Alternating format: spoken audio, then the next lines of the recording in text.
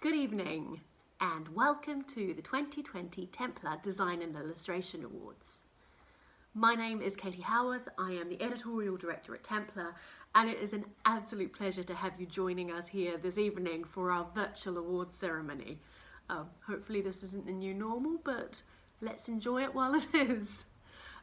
It's great to have everyone here tonight because this is the third year that we've celebrated the Templar Design and Illustration Awards. And we really began the competition in 2018 because it seemed like the best possible way to celebrate our 40th anniversary. Templar was founded in 1978 and it has always been an imprint that championed and celebrated new and exciting and original talent in the field of art and design. We've published Kate Greenaway medal winners, Levi Pinfold and Graham Baker-Smith, who was a judge at this year's awards. And we've also brought groundbreaking illustration from the likes of Katie Scott and Chinmo Abadaya on our Big Picture Press list. And that's not even without mentioning the multi-million international sensation that is the Ology series. In 2018 and 2019, our first prize winners were frankly impressive. In 2018, the theme was dragons, and Emma Chadwick won with her soulful and sensitively illustrated picture book, Douglas and the Land Far Away. Then last year, we had Paula White, whose exquisite Bread, Buns and Biscuits was a depiction of a 1940s fishing town. And the artwork was so vivid you could just about see the waves crashing on the beach. It was just incredible. We're going to be publishing both of these books, and I guess one of the great things about the award is that it just brings these wonderful new talents to us. So this year, 2020, we basically decided that you couldn't have too much of a good thing, and so we expanded the awards. And now instead of just a picture book category, we've also got a non-fiction category and a fiction category. And really it just seemed right that the competition better reflected the range of books that we publish. The theme this year is 2020 Future Vision.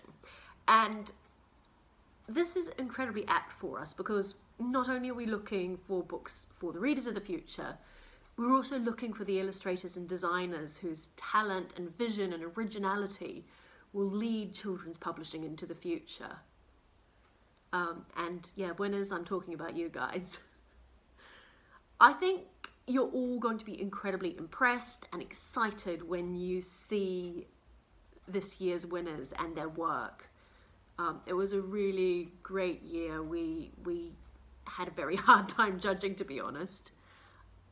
And so to open the 2020 Templar Illustration and Design Awards, I would like to hand over to Nick Stern, our Fiction Art Director. Over to you, Nick. Thanks, Katie. Hello and welcome to the Templar Design and Illustration Awards 2020. I'm Nick Stern and I'm the Art Director of the Children's Fiction, Adult Fiction and Non-Fiction departments here at Bonnier Books, UK. This is the third year of the awards, as Katie said, and we've expanded it to include children's fiction, which is very close to my heart, children's non-fiction, and they run alongside the picture book category. Our aim? To discover your creative talent, provide you with a platform, and showcase your work. As we all know, design and illustration has the power to ignite a lifelong love of books. We all remember our favourite books growing up as children, and one of mine has to be Where the Wild Things Are by Maurice Sendak. First published in the 1960s, fantastic illustration paired with very clever design makes for a beautiful book that has spoken to generations year on year. For us at Bonnier Books UK, we share in that passion to create outstanding, visually stunning books, a passion to create the classics of the future. I have to say, what a challenging year it's been for all of us. But you've delivered.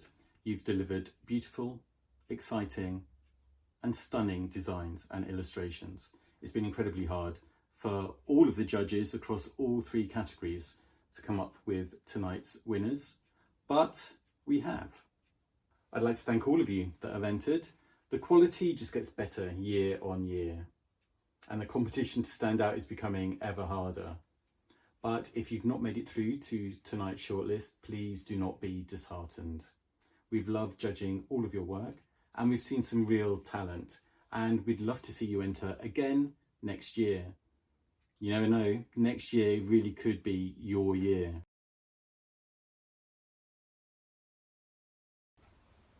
Thank you so much, Nick.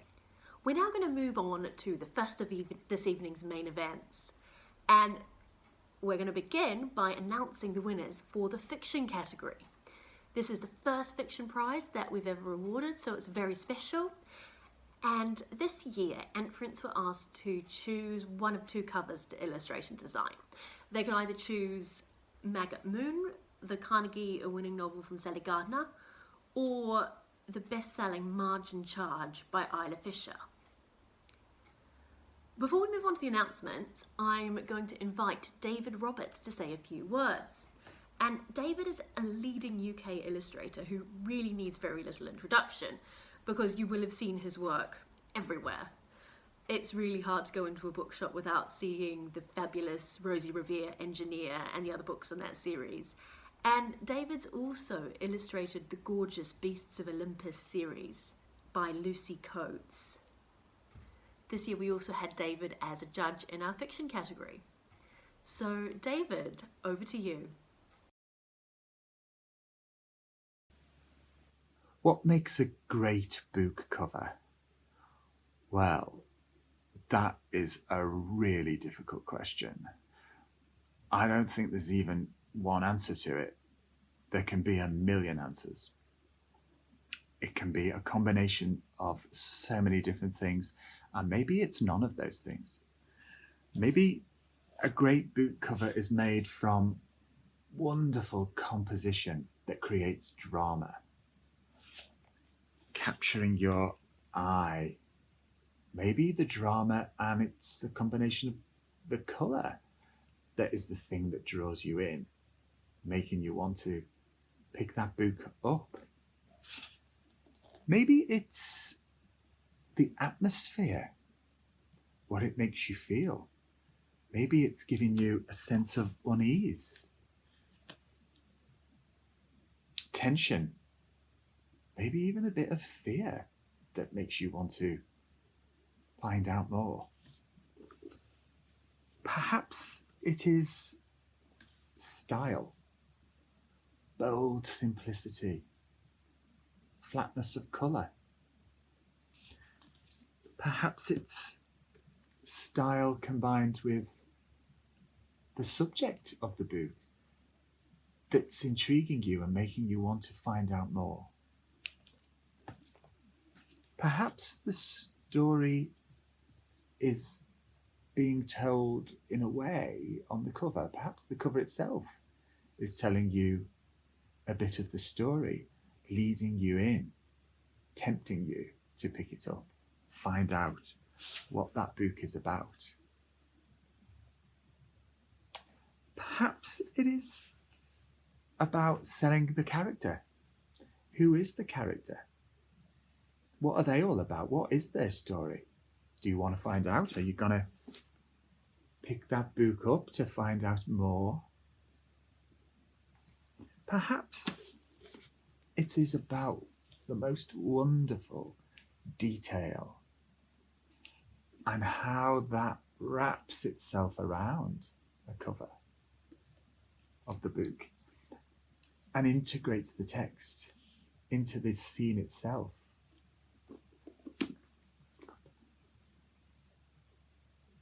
Making you curious. Or maybe it's about what you leave off a cover. Maybe it's about leaving the cover open to interpretation, open to the viewer's imagination to think, well, what's that going to be about? Stark simplicity that gives you space for your imagination to start working, that's going to make you intrigued enough to pick up that book and find out more. I don't know exactly if there's a formula. I think it's a lot of different things. I think it is a little bit of magic, actually, about the way that the artist and the designer saw to interpret the story, to interpret what the book is about, to capture the imagination and beguile the viewer to want to pick it up. It's that magic between those two things. And also, what's on one book cover might appeal to one person and another person might pass it by. So I think it's a bit of magic, and there's probably a million answers to the question, what makes a great book cover? David, thank you. And now the first of the 3 moments that you've all been waiting for. I'm going to hand over to Nick Stern, Fiction Art Director, and Talia Baker, Fiction Desk Editor, and they're going to announce the winners of the 2020 Fiction category.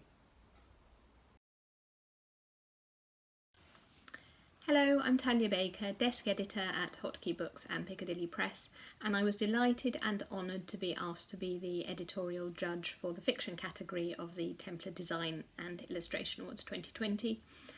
As editors, the design and the illustration is massively important to us. It's the first thing any reader, any potential reader will see, and we absolutely want it to communicate as much as we possibly can about the story and what's inside in an enticing and interesting and creative way.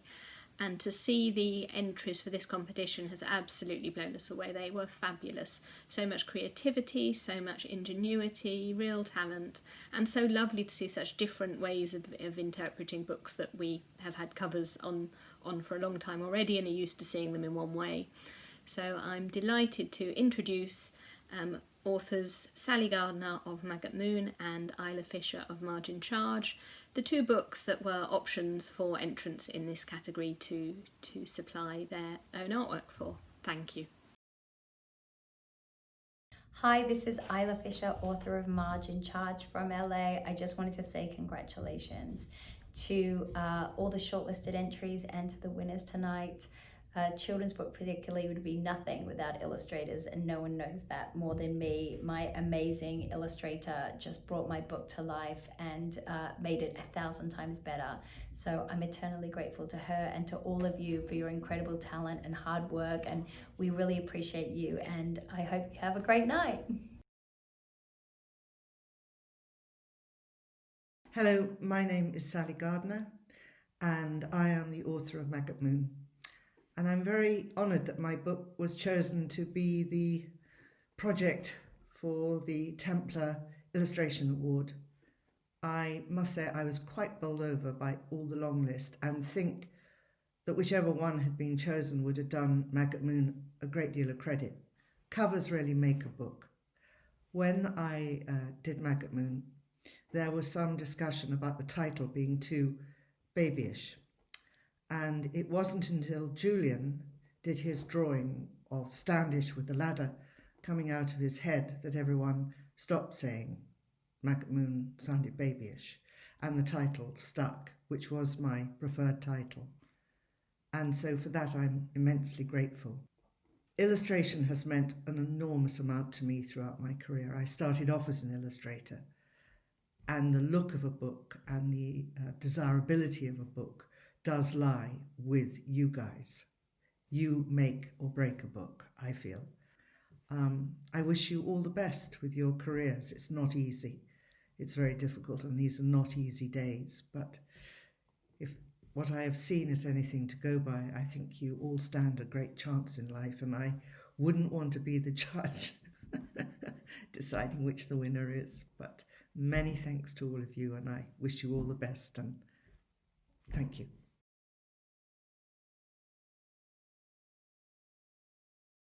So here are the 3 finalists in the children's fiction category. With a reimagined cover of Maggot Moon by Sally Gardner, 3rd place goes to Holly Assel. Congratulations, Holly.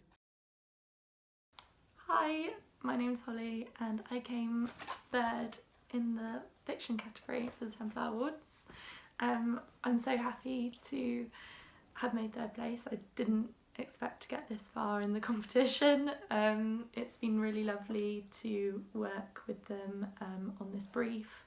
It was a really exciting thing to do just during lockdown. I'd kind of just finished uni and from Falmouth University, and it was really nice to set myself this brief after my deadlines to do something new and exciting. Yeah, I'm really chuffed with the result. Congratulations on everyone else who made the shortlist and everything. Some amazing designs out there. Yeah, thank you very much. Reimagining the cover of Margin Charge and taking second place goes to Rooseboos. Congratulations, Rooseboos, and very well done. Hi, I'm Roos Boos. I'm a Dutch illustrator based in Rotterdam, and I came in second place for the fiction category of the Templar Illustration and Design Awards, and I got this beautiful certificate with all these cool gold elements. It was such an honor to have such a great jury look at my work, and I made the cover for Margin Charge, and I got inspired by one of the sentences in which they say she conducts a chaotic orchestra in the playgrounds. And I love chaos and colors and busy scenes, so it was an absolute treat for me to work on. Yeah, so thanks so much to the wonderful team of the Templar Awards for this prize. Bye! With a simple, bold and dynamic design, also reimagining Margin Charge, the winning entry and this year's winner of the Children's Fiction Prize goes to Rob Griffiths. Very well done, Rob. Hi everyone, it's Rob Griffiths here. Just wanted to send a quick video to say how shocked and ecstatic I am for you guys choosing me to win the fiction award. I really am absolutely over the moon. The reason I chose the Margin Charge brief was Marge, the character herself. Drawing characters and things like that is something I've always enjoyed doing, whether it's in cafes or on buses, and trying to capture people's expressions. And Marge really had this kind of fire and attitude in her, and I really like to kind of harness that, and it was something that was quite enjoyable. I guess I have a bit of a tendency to put a lot of pressure on myself, and lo and behold, the same happened on this brief. And it was only when I took a bit of a step back and I started to kind of do it a bit more freely, and I started to enjoy myself, and that's kind of when it brought out the final piece. So I think there's probably a bit of a lesson in there for everyone, regardless of your career or your life, that I think try not to put too much pressure on yourself, and perhaps believe in yourself quite a bit, and I think it's always going to help out. Just like to say a massive thanks to everyone at Bonnier Books, all the judges for choosing my work, and Isla for creating Marge, and I look forward to seeing you guys all at the award ceremony. Thanks again, and I'll see you there.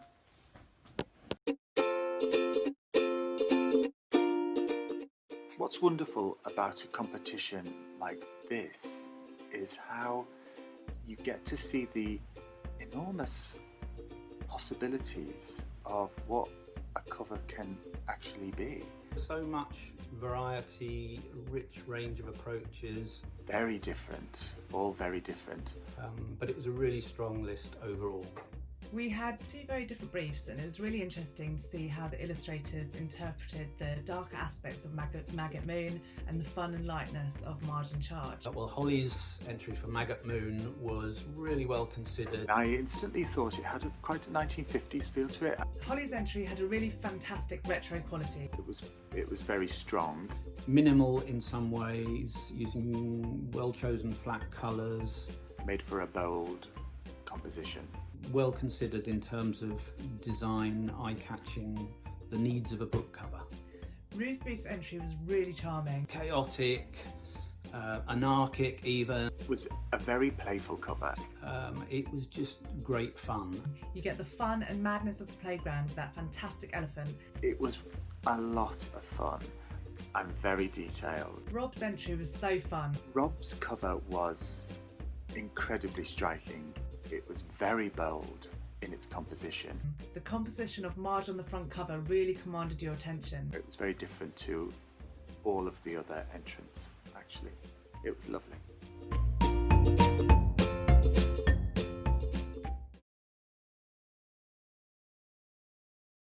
So very well done to our 3 winning entries in the children's fiction category. And now time to hand back to Katie. And a huge congratulations to all of those winners. So we're now going to move on to the non-fiction category. And this is really exciting again because it's the first time we've ever had a non-fiction category for these awards. I think illustrated non-fiction has really emerged in recent years as one of the most innovative genres in children's books.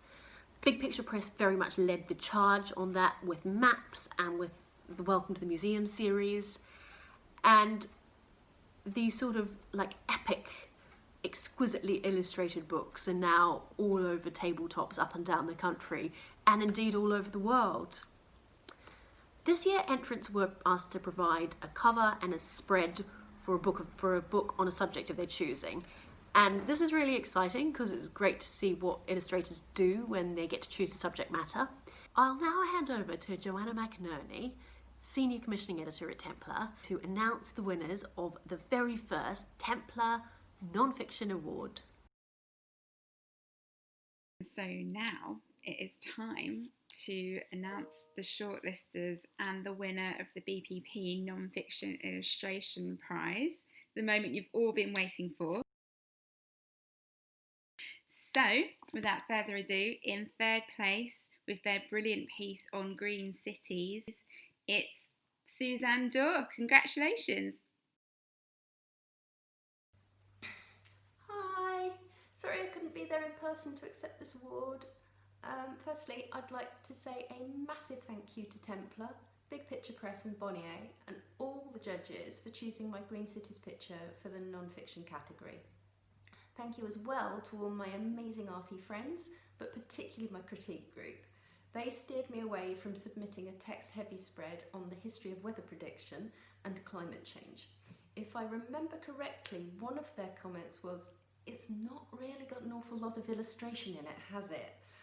So I went back to the drawing board and tried to imagine what would make the future better for everyone.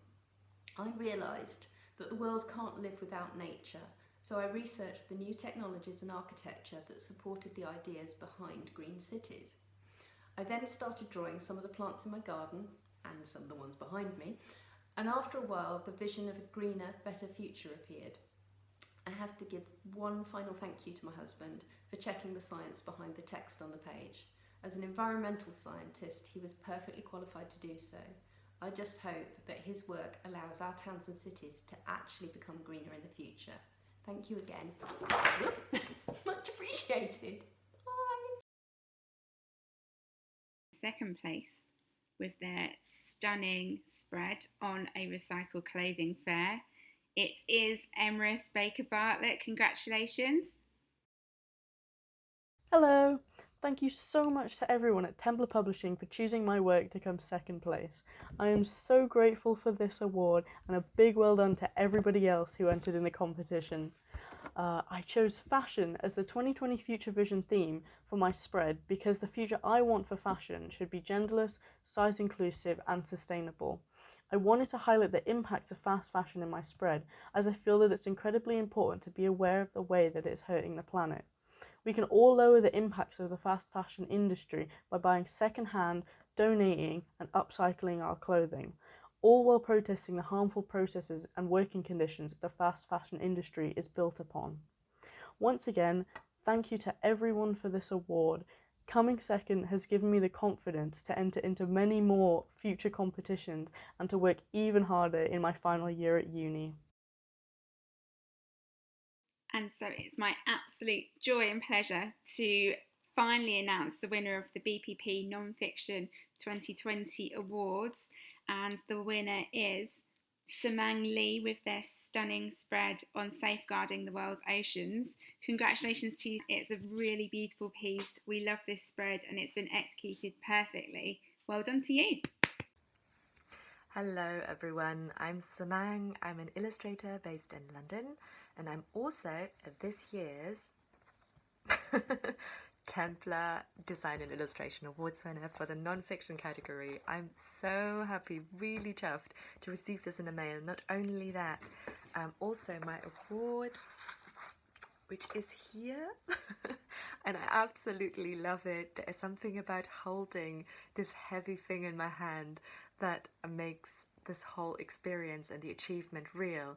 So I just want to thank Sam and Olivia for sending this through and making this a really special day, even though it all has to be virtual.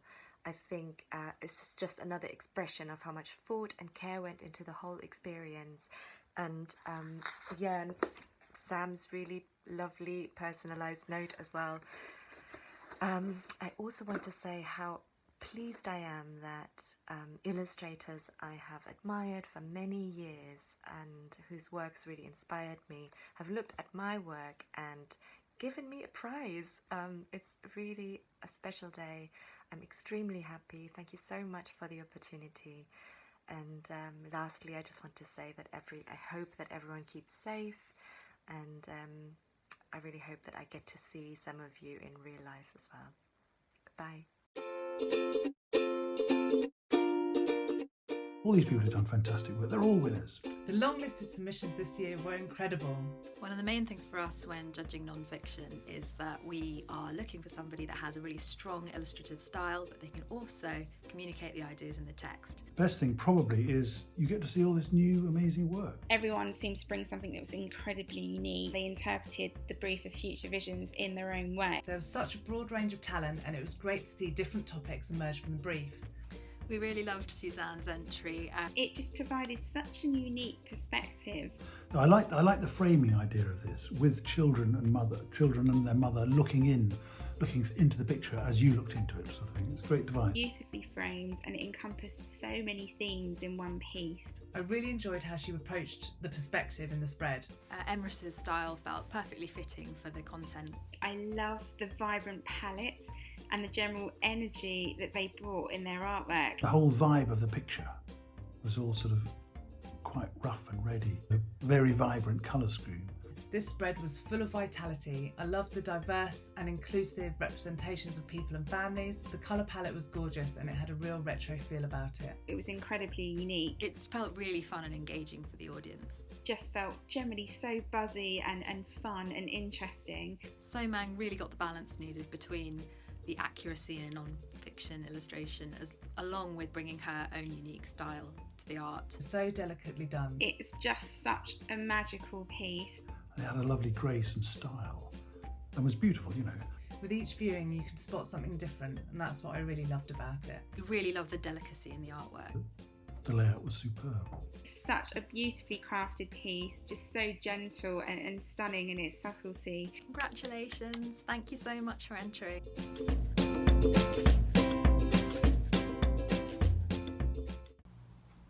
And a huge congratulations to all of the winners in the non-fiction category. So we're now moving on to the Picture Book Awards. This is the third and final section of the evening. And as with the previous 2 years, this year we saw some absolutely amazing entries. And as a judge, actually, it was really hard to make a decision. We asked the entrants to illustrate a cover and a spread from a picture book called Mega Mess by Owen McLaughlin. And we're publishing this in 2021, it's not out yet. The story is basically that a boy has a very, very messy bedroom and his mess turns into a sentient being called Mega Mess, which encourages him to get up to all sorts of mischief. This is what every day is like when you work in picture books. It's hugely fun and it's got a really beautifully managed environmental theme which seemed perfect for our theme this year, 2020 Future Vision. Before we announce the awards, we're going to be joined by Graham Baker-Smith, and we're really lucky to have Graham. I actually had a catch up with him earlier in the week to talk about picture books, and we thought that you might enjoy having that shared with you. Hi, I'm here with the wonderful Graham Baker-Smith, who is an incredibly, I can say, I think, well-decorated illustrator. Graham is winner of the Kate Greenaway Medal for his book Father, and our most recent title with Graham, which I've actually got a copy of here, going to do a book plug because every interview with an author ever has to have a book plug, recently won the English 4 to 11 Picture Book Award and has been amazingly critically reviewed. And of course, everybody should buy a copy because it's wonderful. So, hi, Graham. Thank you so much for talking to me. What we're going to do is this is basically 5 questions in 5 minutes with Graham Baker-Smith. So, Graham, you've been illustrating picture books for really quite a few years now, and I was wanting to know why and how you actually started making them. When I moved here to Bath, I'd always written stories, and I had a career as an illustrator, but just, a jobbing commercial illustrator is what they used to be called. And I decided that for once I was going to just really try and get into publishing, because I wanted to tell stories and illustrate them as well. And so that was my mission to myself. And I just basically wrote lots and lots of really, really bad stories. How bad are we talking? Oh, pretty bad. Yeah, there was one called William and the Wonder Car, which didn't set the world alight. And but there were several others, and it didn't work out, but it was good. I think everything you do helps you to get where you need to be. So you just keep going, and eventually someone says, yes, okay, let's have a go with that one. And that did happen eventually. And was Father your first picture book?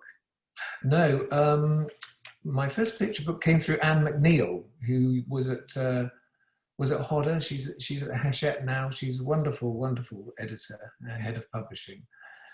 And in that building at the time, there were several publishers, and I'd been around just about all of them, and they'd all said no. So when I walked into Anne's office, I was in a very belligerent mood, and I said, I want to show you this, and you're probably going to hate it. But I'm sure. And she looked at it and went, well, why did you think I would hate it? I thought, oh, you don't hate it? What's wrong with you? But she took it on, and that became Jojo's Journey, which was a long time ago now, but it was like a graphic novel, comic book kind of thing, and a very, very different style to the one I use now. That's fantastic. That's such a good story. I also wanted to ask what you think, I mean, we talked about this a lot when we were judging, but what do you think that the most successful picture books have in common? Yeah, I think that really they have a magical element to them, but it's all really about communication. I mean, that's why we do all of this. We write stories because we want to say something to other people in the hope that they will feel or understand what it is we're saying, and maybe not feel quite so alone in the world by it. Do you know what I mean? It's communication, isn't it? You want to connect with someone. We all want to connect as human beings with other human beings, and when we make something, we still want to do that same thing. I think it's fundamental to our nature. So I think it's difficult to say what it actually is, because it's different for different stories. Like Where the Wild Things Are has connected with so many people, like, the tiger that came to tea and the snowman and things like why those that connect with people, but they connect in different ways and for different reasons. And it is communication, I guess, is a huge thing, isn't it? Because sometimes illustrators will actually write their own stories. Sometimes you have to interpret somebody else's story. Yes. And I was wondering what advice you have for illustrators who are approaching a text which isn't their own. Well, don't do it if you don't love it, I think, because that's very difficult to pull off. I think you have to be so engaged in something that the text, even if it is someone else's, becomes yours in some way, in some part. So I always go by, does it give me pictures in my head, and are those pictures exciting? And if the pictures excite me, then I'm kind of like 50%, 60% there already. And you're working on Alice in Wonderland at the moment, and do you definitely feel that about Alice? Oh my God, well, it's terrifying for one thing, absolutely terrifying. But yeah, I mean, it's such a such a creative story. The words he uses, the way he uses it, the characters, it's also incredibly imaginative.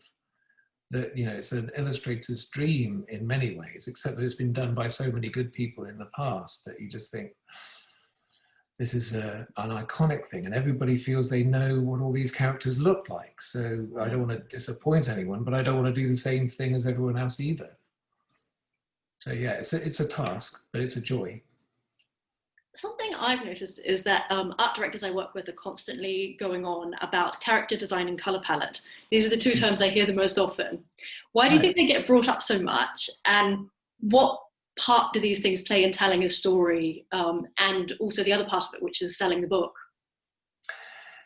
I think we're talking about the same thing as we were earlier again. I think it's communication. I mean, this is the whole reason for doing this. And so you want to come up with characters that communicate, that are relatable, so that someone can see themselves in that character. And I think colour is the same thing again, because colour is mood, colour is atmosphere. So colour connects with us in very personal ways as well, but there are certain moods that you can create through colour. And if you put those two things together, character and colour, and you get them right. I mean, you know, films, they go to endless pains to create the character. They go to endless pains to do mood boards and color stories. So we'll map out the whole film in just color, so that they get the right moods in place. So one more question. If you could give one piece of advice to your younger illustrator self, what would it be? I think I would tell myself to try and get into creating picture books earlier than I did. So if that's something that you want to do, then go for it as soon as possible. Brilliant. Thank you so much. And Graham, thank you so much for speaking to me. That was really brilliant and really insightful. Thank you very much. And I'd now like to ask Genevieve Webster, Templar Art Director, to step up to the screen and announce the winners of the 2020 Templar Design and Illustration Award Picture Book Prize. Over to you, Jen.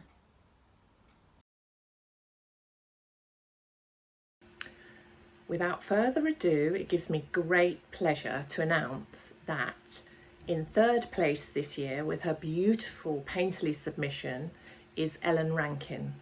Well done.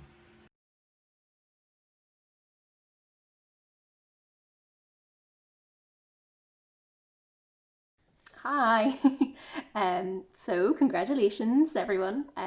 I've been stalking you all on Instagram, and everyone has just produced some beautiful work, and it's amazing to be shortlisted with such a talented bunch of people, and the standard looked really high this year, so well done everyone.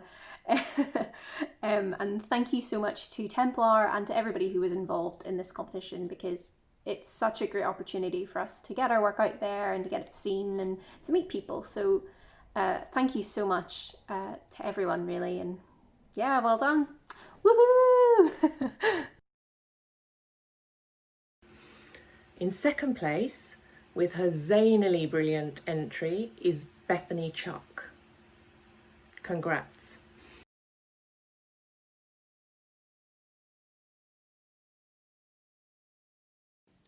I am so thrilled to have achieved second place in the Templar Design and Illustration Awards 2020.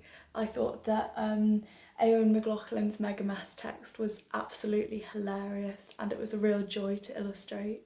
All of my work is entirely hand painted, drawn and collaged, so I really thought this text was brilliant for exploring the playfulness and general silliness of my work, whilst also addressing some really important environmental issues that I really care about. It's always been a life dream of mine to illustrate and publish children's literature books, so it's amazing to have this opportunity straight out of university, where my work can be noticed by such wonderful and respected publishers. I'm absolutely bursting with ideas and inspiration for children's illustration, so I really hope that this can lead to some exciting opportunities. Thank you so much to all of the judges who chose my work.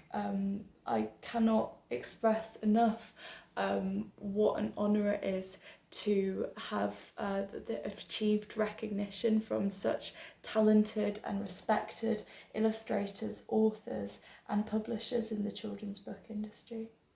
Yeah, thank you so much. And in first place, the winner of the picture book category of the Templar Design and Illustration Awards 2020 is the charmingly quirky originality of Sam Rudd's outstanding submission. Huge congratulations.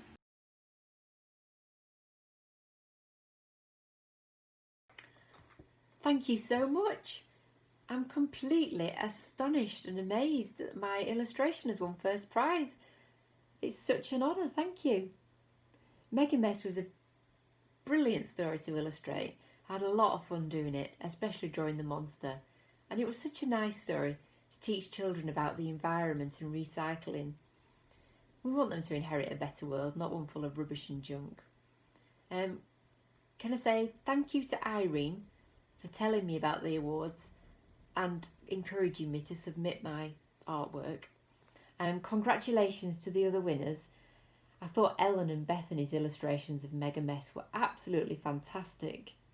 It was a great project to work on, especially as it was during lockdown. It was a great distraction. I hope this is the start of a new chapter. Thank you. I'd like to thank everyone who entered and made this such a difficult decision. Massive congratulations to you all. One of our main criteria was the ability to tell a story visually. Owen's text is full of fun, and the long listed entries really captured this, as well as the more challenging environmental themes in the book. That was a really big opportunity for the illustrators to be really creative. It was just fantastic to see such a broad spectrum of styles and interpretations, some of which were just incredibly accomplished. All of tonight's winners just had a brilliantly interesting, fresh take. What I loved about the submissions this year was the variety and the way that each artist had tackled the problem in their own unique way. Really made me think about how many different ways you can tell a story in a picture book. I absolutely loved Ellen's character design for Mega Mess. Immediate, fun and vibrant. Like fresh, original colour palette. I loved her gorgeous painterly textures and the intensity of colour that gave the pieces just that immense depth. Ellen's Mega Mess was gorgeous. I'm still looking at her artwork and finding things. Just fantastically bursting with life. Great work. Bethany's spread was full of movement and bursting with vitality.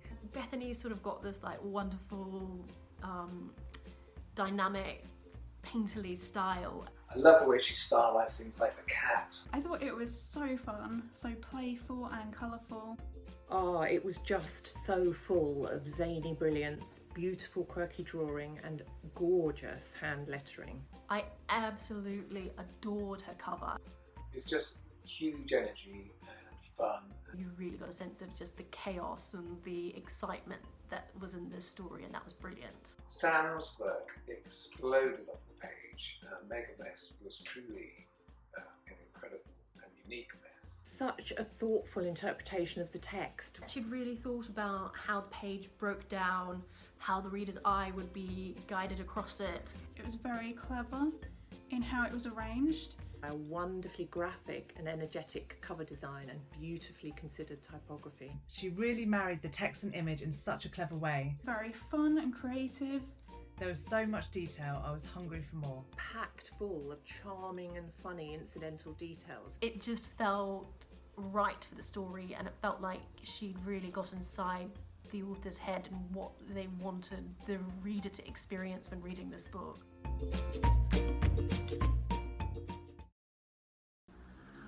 Well, that brings us to the end of tonight's award ceremony. That's it from the 2020 Templar Design and Illustration Awards. I'd like to say a huge and heartfelt congratulations to all of tonight's winners. Your work is amazing. You will go far.